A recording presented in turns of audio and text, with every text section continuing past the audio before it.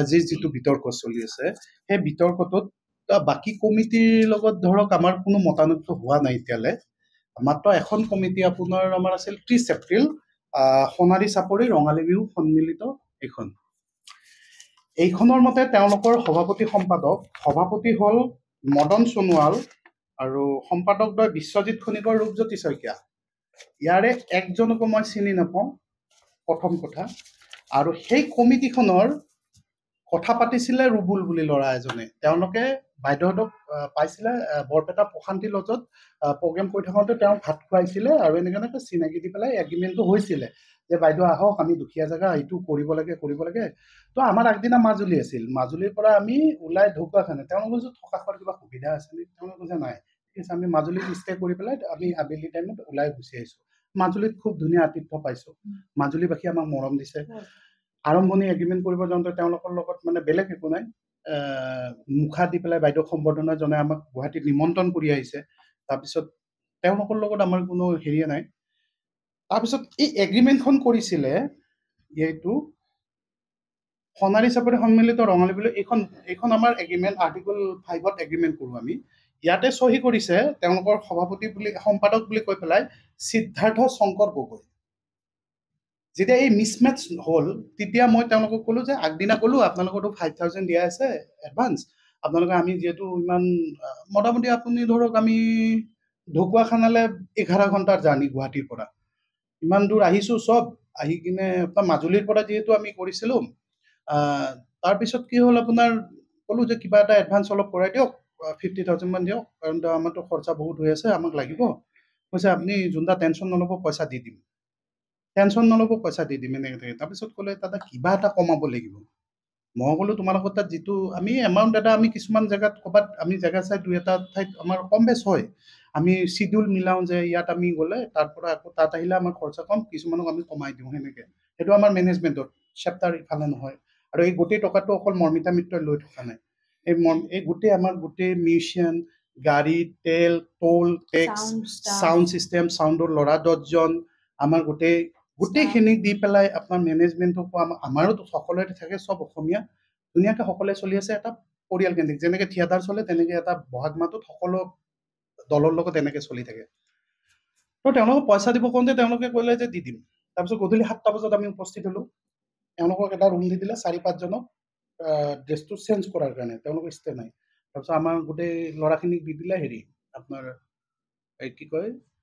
এটা ৰুম দি দিলা এনেকৈ চকী পাৰি দিছে তাতে ফ্ৰেছ হৈ কিনে ড্ৰেছযোৰ পিন্ধিব দিছে তেওঁলোকৰ কোনো সুবিধা নাই সেইটো মানি লৈছোঁ আমি সৰু জেগা নাথাকিব পাৰে পইচাটোৰ কথা আহোঁতে তেওঁলোকে কৈছে আমি ইয়াত নাই আমি কিবা পাৰ্মিশ্যনৰ কামত পিছত গম পালোঁ তেওঁলোকে পাৰ্মিশ্যন পোৱা নাই পাৰ্মিশ্যন নোপোৱাৰ কাৰণটো হৈছিলে প্ৰথমতে নোপোৱাৰ কাৰণটো এগ্ৰিমেণ্টখনত চহী আছে বেলেগৰ আৰু ইয়াতে সভাপতি সম্পাদক বেলেগ এই এগ্ৰিমেণ্টখন দৰকাৰ হয় আজিকালি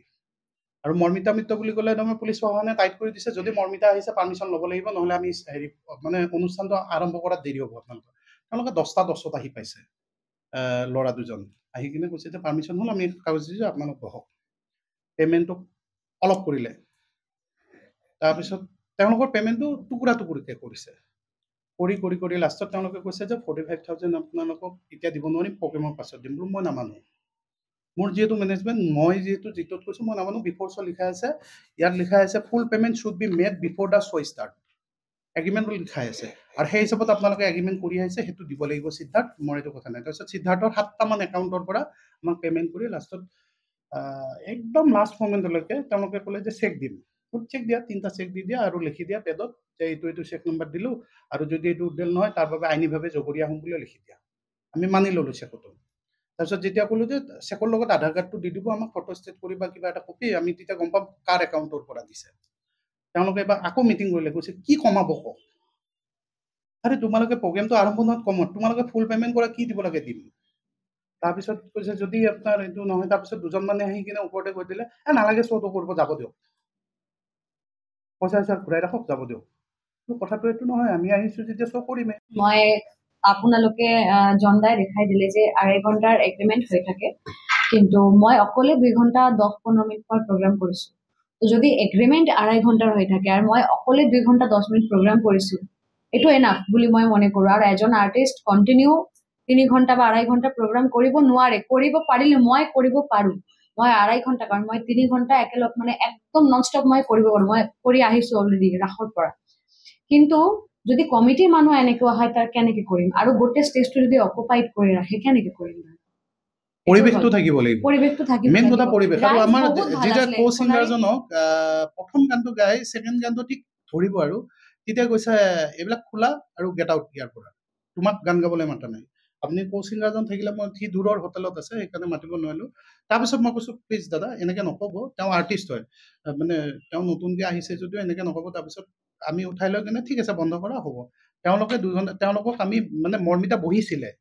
ষ্টেজত বহিবলৈ পৰিৱেশটো লাগিব আমি ক'লো তুমি গাড়ীত বহা এসে গৰম লাগিছে তুমি 5 মিনিট ৰেষ্ট লোৱা ই গাড়ী উঠাক তাৰপিছত তুমি আহিবা তাৰপিছত ষ্টেজত জেগা নাই মানে মানুহ 100-150 মানুহ আহি চেলফি উঠিব আহে আৰু আমাৰ এই ভণ্টিকেইজনীয়ে যে কৈছে যে তেওঁলোকে বেয়া ব্যৱহাৰ কৰিছে তেওঁলোকে দুৰ্ব্যৱহাৰ আমি যেতিয়ালৈকে মই যেতিয়ালৈকে ইচ্ছা নকৰোঁ তেওঁলোকে দুৰ্ব্যৱহাৰ কাকো নকৰে কৰিও পোৱা নাই তেওঁলোকে এটা কথা আমি দুৰ্ব্যৱহাৰ কৰাৰ কাৰণে তেওঁলোকক ৰখা নাই আমি ছেফটিৰ কাৰণে ৰাখিছোঁ কাৰণ মৰ্মিতাক আগুৰি 10জন ল'ৰাই যদি চেলফি ল'ব আহে কোনোবাই যদি শালীনতা হানি কৰে তেতিয়া মই বাধা দিব নোৱাৰিব পাৰোঁ অকলে থাকিলে কিন্তু ছোৱালী দুজনীয়ে যেতিয়া গাৰ্ড দিব দুইজনে অলপ গাৰ্ড দিয়ে সিহঁতৰ ট্ৰেইনিং আছে সেই হিচাপত সেনেকৈ ৰাখি পেলাই গাৰ্ড দিয়াৰ কাৰণে ৰাখিছোঁ আমি সকলো জেগাতে আমি বাউন্সাৰ বুলি কৈ কিবা বুলি কৈ আমি সেইবিলাক নকওঁ তেওঁলোক প্ৰফেশ্যনেল হয় এই বাউন্সাৰটো হ'ল এইটো কোনো ক'ৰবাৰ পৰা আমি ধৰি আনি কিনে বা এইটো কোনো পশ্চিমীয়া সংস্কৃতি নহয় ইয়াত অতীজৰ পৰা চলি আছে আমি সুৰক্ষাটো কি তাৰমানে মই মৰ্মিতাৰ লগত এনি টাইম চাহটোৰ দৰে লাগিব নোৱাৰোঁ বা গিৰি মানে হাজবেণ্ডো নোৱাৰে গম পাইছেনে কিছুমান কথাত তাৰমানে ছোৱালী কিছুমান কথা ক'ব লগা হয় তেওঁৰ কিবা এটা পাৰ্চনেল কথা থাকিলে ছোৱালীৰ কাৰণে তেওঁ কৈ পেলাই তেওঁ কমফৰ্ট হৈ পেলাই কমফৰ্ট জাৰ্ণি কৰাই আছোঁ আৰু ইয়াত মইতো তেওঁৰ লগত মইতো একেলগে এটা হোটেলত শ্বেয়াৰ কৰি থাকোঁ ছোৱালী দুজনী একেলগে শ্বেয়াৰ কৰি থাকে আমি মেনেজাৰ হয় আমি জানো তেওঁলোকক সুবিধা দিছোঁ সেই হিচাপত তেওঁ চলি আছে মই কেতিয়াও মানে মই জনদাক অলৰেডি কৈছোঁ জনদাই সবাৰ লগত কথা পাতি থাকে মই কেতিয়াও মানে জনদাক অলৰেডি কৈ দিছোঁ যে মোৰ কেতিয়াও মানে এক্সট্ৰা সুবিধা নালাগে যদি ৰুম এটা আছে মই মোৰ ছোৱালী মানে ভণ্টি 2জন আছে তেখেতৰ লগত মই ভাগ কৰি ল'ব পাৰি অসুবিধা নাই মই এডজাষ্ট কৰি থাকি যাওঁ মানে যেনেকৈ জনদাই ক'লে যে মানে সোণাৰীত প্ৰগ্ৰাম কৰিবলৈ গৈছোঁ মোক এটা হোটেল দিয়া নাই দাদা কাৰোবাৰ ঘৰত লৈ গৈছে তাত গৈ মই ৰেডি হৈছোঁ মোৰ একো অসুবিধা নাই ইমান চেলিব্ৰিটি নহয় মই বহুত সাধাৰণ মানুহ মই চেলিব্ৰিটি নহয় মই কেতিয়াও নিজকে চেলিব্ৰিটি বুলি ভাবা নাই চ' এতিয়া আৰু এটা কথা মই এইবাৰ প্ৰথম বিহু কৰিছোঁ চ' আগতেই ক'লো মোক ভাল পোৱা মোক মৰম দিছে অসমৰ ৰাইজৰ কাৰণে যিমান মানুহ মোক ভাল পোৱা মৰম দি গৈছে আশীৰ্বাদ কৰি আছে এতিয়াও সেই মানুহবিলাকৰ কাৰণে মই গাই আছোঁ আগলৈ গাই যাম আৰু এতিয়া প্ৰথম বছৰ মই বিহু কৰি আছোঁ তো বিহুৰ আগতে মই মানে যেতিয়া জনদাৰ লগত কথা পাতিলোঁ যে এজন আৰ্টিষ্ট কি কৰি থাকে এজন আৰ্টিষ্ট ভালকৈ সাজপাৰ পিন্ধি আহে আৰু মেকআপ আৰ্টিষ্ট লৈ আহে তো এইবিলাক আৰু কিবা কিবি বস্তু আমি মেকআপ আৰ্টিষ্ট প্ৰভাইড কৰা নাই একচুৱেলি আমাৰ প্ৰভাইড কৰা নাই না সঁচা কথাটো কৈছোঁ মই লোৱা নাই মানে মই ভাবিছোঁ এটা ৱেষ্টেজ হ'ব মানে মই নিজে জানো কৰিবলৈ সেইকাৰণে মই লৈছোঁ মানে বাকী আৰ্টিষ্ট লৈ থাকে বুলি মোৰ একো প্ৰব্লেম নাই মই নিজৰটো কৈছোঁ মই কৰিব জানো তো এই পইচাটো বেলেগ মানে ইনভেষ্ট কৰিম মানে তাতকৈ এই পইচাটো মোৰ চাউণ্ডৰ ল'ৰাবিলাক যদি মই দিব পাৰোঁ এটা ভাল খানা খাব পাৰিব ভালকৈ থাকিব পাৰিব আৰু কমিটিৰ অকণমান পইচা মানে মোৰ যিটো নিড আছে সেইটো গোটেই পইচাখিনিতো কমিটি মোক দি আছে মই অকলে লোৱা নাই মোৰ গোটেই টিমটো লৈ আছে চ' এতিয়া মোৰ মেকআপ আৰ্টিষ্টৰ প্ৰয়োজন নাই সেইকাৰণে মই মেকআপ আৰ্টিষ্ট লোৱা নাই কিন্তু মেখেলাটো পিন্ধিবলৈ অকলে অকণমান অসুবিধা হৈ থাকে আৰু গোটেই টিমত ল'ৰা আছে তো মই কোনোবাক ক'ব নোৱাৰোঁ যে মোক মেখেলাটো পিন্ধাই দিয়ক প্লিজ সেইকাৰণে মোৰ গোটেইকেইটা মোৰ লাগেজ পেকিং মোৰ গোটেইকেইটা মোৰ ভণ্টি দুজনেই কৰি থাকে আৰু অবভিয়াছলি মোক মানে ছেফটি দি থাকে মানে ষ্টেজৰ পৰা ওলানোৰ পিছতে পৰিস্থিতি ইমান বেয়া হৈ যায় কণ্ট্ৰল কৰিব নোৱাৰে কোনেও সেইকাৰণে তেওঁলোকে সদায় মোৰ লগত থাকে মোৰ লগতে মই যেতিয়া এণ্ট্ৰি কৰোঁ মোৰ তাৰ পিছতে সদায় থাকে মই 14 এপ্ৰিলৰ পৰা কণ্টিনিউ শ্ব' কৰি আছোঁ কিন্তু কেতিয়াবা আপোনালোকে শুনা পোৱা নাই মানে চাগে যে কোনোবাই মানে কোনো জেগাত এনে প্ৰব্লেম হৈছে কিন্তু এতিয়া প্ৰথমবাৰ এনেকুৱা হ'ল মই মোৰ ফালৰ পৰা এটা কথাই ক'ম সকলো ৰাইজৰ এটা কথাই ক'ম আপোনালোকে যদি মোৰ কিবা কিবি ভুল দেখিছে আপোনালোকেতো ভিডিঅ' চাইছে অলৰেডি মই কোনোবাক বেয়াকৈ কোৱা নাই মই প্ৰথমবাৰ কৈছোঁ যে মোৰ ভণ্টিজনীক মই সুধিছোঁ যে কি হ'ল একো হোৱা নাই বাইদেউ তুমি গাই থাকা গানটো শেষ হোৱাৰ পিছতে মই গ'ল কি হৈছে সকলোৱে মোক বেয়াকৈ গালি পাৰিছে হ'ব চাগে ঠিক আছে মই ক'লো ঠিক আছে, আকৌ যদি গালি পাৰে বা বেয়াকে ব্যৱহাৰ কৰে তুমি মোক জনাবা, তাইৰ কিবা প্ৰব্লেম আছে মই মাতি দিম, তেখেতক মঞ্চত মাতি দিম, মাইক্ৰফোনটো দি দিম, তেওঁ ক'ব পাৰে, অসুবিধা নাই। এইখিনি যে কওঁ মানে যেতিয়া মই মাতিলো মঞ্চত তেখেতে অহা নাই। তেখেত নাহিলে, তেওঁ সম্পাদক মানে যিজনে কৈছিলে তেওঁ সম্পাদকজন নাহিলে, কাৰণ সম্পাদক দুজনৰ ভিতৰত এই কোনোবা দুজনৰ এজন আছিলে,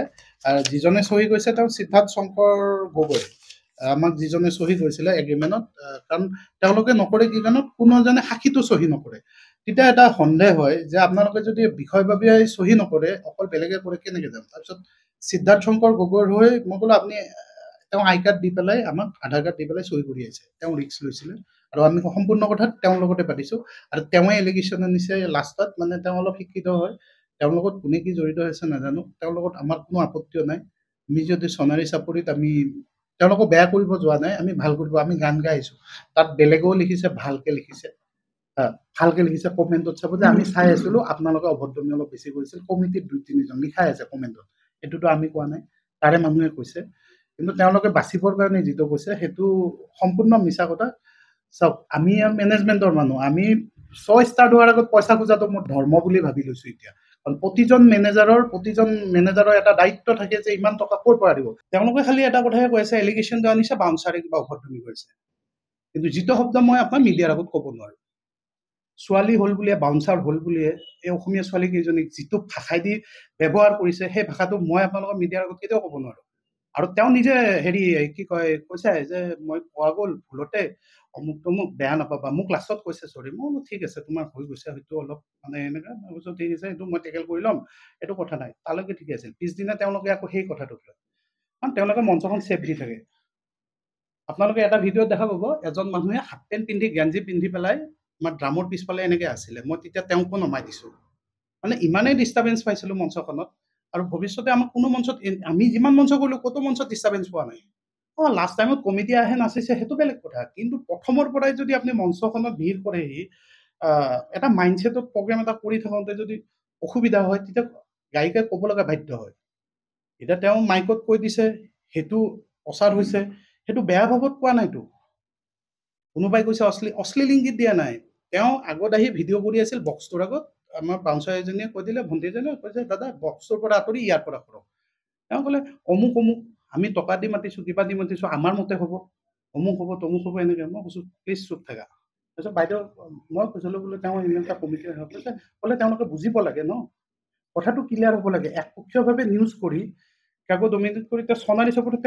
তেওঁলোকে কৈছে অমুকে পিন্ধা নাই, অমুক নাই, ধোৱা তুলসীৰ পাতত নিজক সজাব নালাগে, কাৰণ তেওঁ ধুতি চলা পিন্ধিলে বুলি তেওঁ ধুতি পিন্ধিলে বুলি তেওঁ মহাত্মা গান্ধী হৈ যোৱা নাই তেওঁলোক,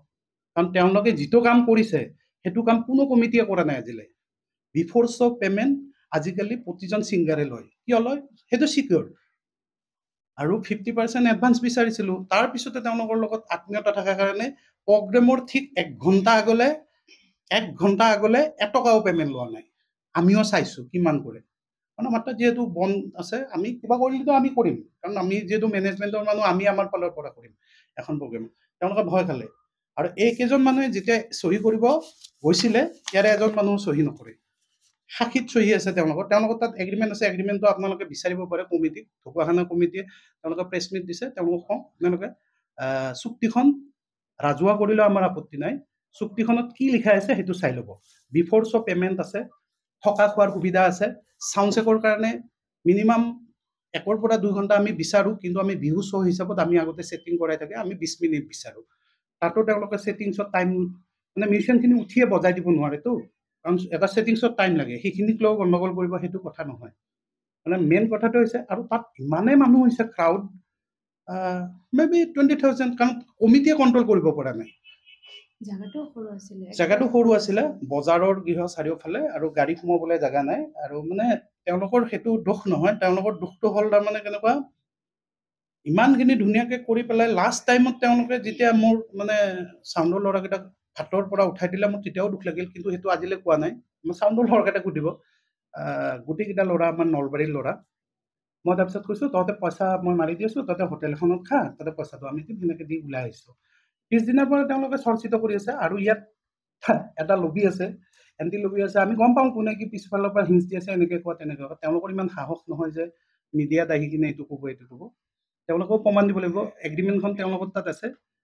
সভাপতি সম্পাদক কোন সহি কোনে কৰিছে পইচা কোনে দিছে সব প্ৰমাণ আছে পইচা দিছে সিদ্ধাৰ্থ শংকৰ গগৈ আৰু সভাপতি হ'ল মদন সোণোৱাল বিশ্বজিৎ খনিকৰ ৰূপজ্যোতি শইকীয়া সম্পাদক তেওঁলোকৰ কোনো ভূমিকা নাই বিহুখনত তেওঁলোক খালি ধুতি চলা পিন্ধি খালি গালি পাৰি আছে আমাক নাই নহ'ব এনেকৈ নহয় আমাৰ ইয়াত নিয়ম নাই এইবিলাক এনেকৈ ধমকি বহুত দিছে আমি বহুত খাইছোঁ মই কৈছোঁ দাদা এনেকৈ নক'ব আহিছোঁ যেতিয়া প্ৰগ্ৰেম কৰিম যাম কিন্তু আপোনালোকে সমিলত যাওক আমি মিলাই থৈ আহিছোঁ তেওঁলোকে অৱশেষত আমাক 15,000 দিব লগা আছিলে তেওঁলোকে কৈছে এলিগেশ্যন আমি কেইটা বজাত উঠিছোঁ বুলি ক'লে তেওঁলোকে ক'লে যে আমি ইমানটা বজাত উঠিছোঁ ইমানটা বজাত নামি গৈছোঁ আমি একো বেয়া ব্যৱহাৰ কৰা নাই তেখেতে কোনোবা এজন হাফ পেণ্ট পিন্ধি মোক গটিয়াই কিনে গৈছে তেতিয়া মই তেখেতক ক'ব গৈছোঁ যে দাদা আপুনি অলপ চাইড হৈ যাওক আমাৰ মিউজিচিয়ানত ডিষ্টাৰ্ব হ'ব তেতিয়া তেখেতে ইমান বেয়াকে মোক কৈছে সেইটোৰ কাৰণে তাই আহিছে মই আহিছিলো মই আহিকে কৈছে যে আপুনি কিয় ইমান বেয়াকে ব্যৱহাৰ কৰিছে তো ছোৱালী মানুহটো এনেকৈ ব্যৱহাৰ নকৰে তো ইমান বেয়াকে ব্যৱহাৰ কৰিছে তো বাও চাই আছে মানে বায়ে সুধি আছে মানে কি কৈছে তো আমি বাক কৈছো যে একো কোৱা নাই আপুনি মনে মনে থাকক তো তেখেতক মই কৈছো যে আপোনালোকৰ আলহী আহিলে এনেকুৱা ব্যৱহাৰ কৰে নেকি আমিতো আমাৰ তাত আলহী আহিলে এনেকুৱা ব্যৱহাৰ নকৰো আপুনি যিটো ব্যৱহাৰ কৰিছে মানে তাইক সেনেকে ক'লো তেতিয়া কৈছে আৰু এজন মানুহ আহিকে কৈছে আপোনালোকৰ মানুহে এনেকুৱা কৈছে তেতিয়া তেখেতে কৈছে যে দাদাক কৈছে যে তেখেত কোনোবা প্ৰেচিডেণ্ট হয় এনেকে যিটো নিউজত আহি আছে তেখেত ছেক্ৰেটাৰী নে কোনোবা হয় তেখেতে কৈছে তেতিয়া এজন মানুহে আহিকে কৈছে কমিটিৰ মানুহ এজনে আহিকে কৈছে আমাৰ ইয়াত এনেকুৱা গালি গোলা চলিয়ে থাকে মানে কথাই প্ৰতি এনেকুৱা বেয়া ভাষা ওলাই বুলি কৈছে তাৰপিছত আৰু আমি একো নহয় আমি যেতিয়া পইচা দি আনিছো আমি যি ইচ্ছা তাকে কৰিব পাৰো সেনেকুৱাকে কৈছে মানে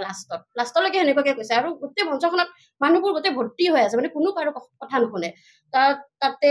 মিউজিচিয়ান দাদাহঁতৰ বক্সবোৰৰ কাষত মানে বক্সৰ আগত মানে মানুহ থাকিলে সিহঁতৰ অলপ কষ্ট হয় মানে দিগদাৰ হয় সেইটো কাৰণে আমি মানে কৈছিলো যে বক্সৰ পৰা অলপ চাইড হৈ ভিডিঅ'টো কৰক সেইখিনি কোৱাৰ কাৰণে মানে আমাক ইমানে বেয়াকে মানে ব্যৱহাৰ কৰিছে সেইখিনি ক'ব নোৱাৰো সেইখিনি কথা বেলেগ একো নাই আমি বাৰ লগত আছো আমি কাকো বেয়াকে একো নকৰো আমি বাইদেউকে সেভ কৰো যোৱাতে একো নাই যেতিয়া প্ৰগ্ৰামটো শেষ হয় আহতে সব কোনো ৰিস্ক নলয় একদম মানুহ ইমান ভিৰ হৈ যায় বাৰ ডিস্টাৰ্ব হয় আমি জাস্ট সেভকে লৈহে আহো আৰু কাকো বেয়াকে নকও আৰু বেয়াকে একো আচৰণ নকৰো আৰু কওঁ অকল যে আমি বাৰ লগতে আছো এতিয়া মানুহে খালি কৈ আছে যে বাউন্সাৰ লাগিছে অকল বাৰ লগতে নহয় আমি আজি 2016-17 পৰা আমি মানে প্ৰতিখন বিহুতে প্ৰতিটো ছিংগাৰৰ লগতে থাকো গুৱাহাটীত যিমান বিহু প্ৰগ্ৰাম হয় সব